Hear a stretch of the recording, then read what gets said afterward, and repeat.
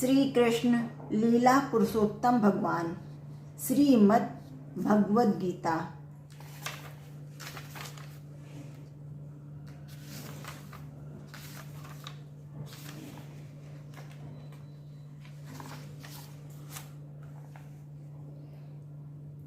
इसी युग के प्रारंभ में, आज से लगभग 5000 वर्ष पूर्व, भगवान श्री कृष्ण ने अपने मित्र तथा भक्त अर्जुन को भगवद गीता का उपदेश दिया था।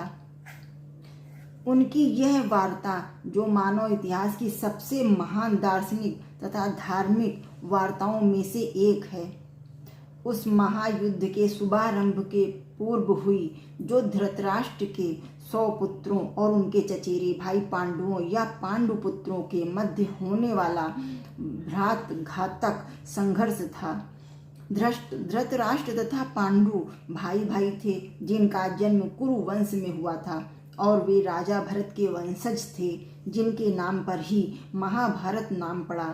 चूंकि बड़ा भाई धृतराष्ट्र जन्म से अंधा था, अतएव राज सिंहासन उसे ना मिलकर उसके छोटे भाई पांडु को मिला।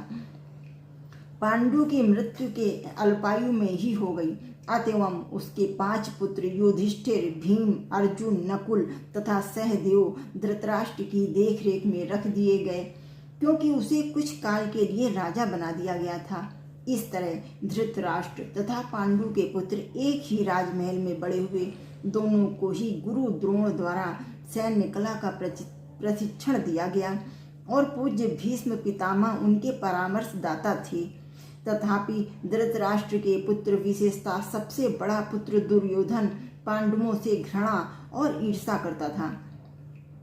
अंधा तथा दुर्बल हृदय धृतराष्ट्र पांडु पुत्रों के स्थान पर अपने पुत्रों को राज्य का उत्तराधिकारी बनाना चाहता था। इस तरह धृतराष्ट्र की सहमति से दुर्योधन ने पांडु के युवा पुत्रों की हत्या करने का षड्यंत्र रचा। 5 पांडव अपने चाचा विदुर तथा अपने ममेरे भाई भगवान कृष्ण के संरक्षण में रहने के कारण अनेक प्राणघातक आक्रमणों के बाद भी अपने प्राणों को सुरक्षित रख पाए। भगवान कृष्ण कोई सामान्य व्यक्ति नहीं, अपितु साक्षात परम ईश्वर हैं, जिन्होंने इस धराधाम में अवतार लिया था और अब एक समकालीन राजकुमार की भूमिका निभा रहे थे। वे पांडु की पत्नी कुंती या प्रथा पांडवों की माता के भतीजे थे। इस तरह संबंधी के रूप में तथा धर्म के शाश्वत पालक होने के कारण वे धर्मपरायण पांडु पुत्रों का पक्ष लेते रहे और उनकी रक्षा करते रहे। किंतु अंततः चतुर दुर्योधन ने पांडवों को ध्रुव क्रीड़ा के लिए ललकारा।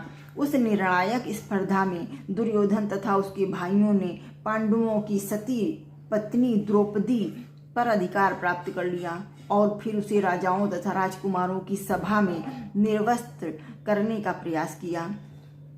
कृष्ण के दिव्य हस्तक्षेप से उसकी रक्षा हो सकी। उस ध्रुव क्रीड़ा में छल के प्रयोग के कारण पांडवों की हार हुई तथा उन्हें अपने राज्य से वंचित होना पड़ा और 13 वर्ष तक वनवास के लिए जाना पड़ा।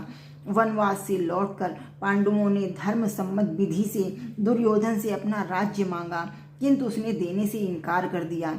क्षत्रियों के शास्त्रोनुमोदित कर्तव्य को पूर्ण करने के लिए 5 पांडवों ने अंत में अपना पूरा राज्य न मांगकर केवल 5 गांवों की मांग रखी।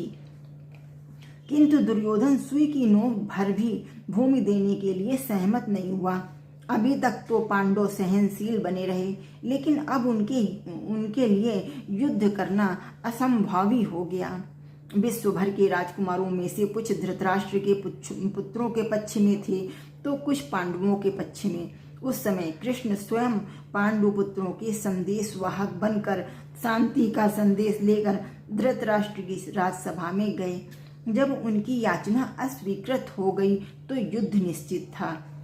अत्यंत सच्चरित्र 5 पांडवों ने कृष्ण को पूर्ण पुरुषोत्तम भगवान के रूप में पहचान लिया था, किंतु धृतराष्ट्र के दुष्ट पुत्र उन्हें नहीं पहचान पाए थे। फिर भी कृष्ण के विपक्षियों की इच्छा अनुसार ही युद्ध में सम्मिलित होने का प्रस्ताव रखा। ईश्वर के रूप में वे युद्ध नहीं करना चाहते थे, किंतु जो भी उनकी सेना का उपयोग करना चाहे कर सकता था। प्रतिबंध यह था कि एक ओर कृष्ण की संपूर्ण सेना होगी तथा दूसरी ओर वे स्वयं एक परामर्शदाता तथा सहायक के रूप में उपस्थित रहेंगे। राजनीति में कुशल दुर्योधन ने आतुरता से कृष्ण की सेना झपट ली, जबकि पांडवों ने कृष्ण को उतनी ही आतुरता से ग्रहण किया। इस प्रकार कृष्ण अर्जुन के सारथी बने और उन्होंने उस सुप्रसिद्ध धनुर्धर का रथ हाँकना स्वीकार किया। इस तरह हम उस बिंदु तक पहुंच जाते हैं जहां से भगवद गीता का शुभारंभ होता है। दोनों ओर की सेनाएं युद्ध के लिए तैयार खड़ी हैं और धृतराष्ट्र अपने सचिव संजय से पूछ रहा है कि उन सेनाओं ने क्या किया। साक्षात कृष्ण भगवद गीता के लक्ष्य तथा विषय वस्तु दोनों हैं, जैसा कि गीता स्वयं अपने विषय में कहती है। गीता के वक्ता एवं उसी के साथ चरम लक्ष्य भी स्वयं कृष्ण है। अतएव यही हम आपको गीता के उन विचारों का संदेश दे रहे हैं जो साक्षात कृष्ण ने स्वयं कहे हैं। गीता स्वयं साक्षात कृष्ण है और गीता की एक एक वाणी स्वयं साक्षात कृष्ण ने अपने मधुर वाणी से बोला है। तो आप भगवद गीता का आनंद लें। जय श्री कृष्ण।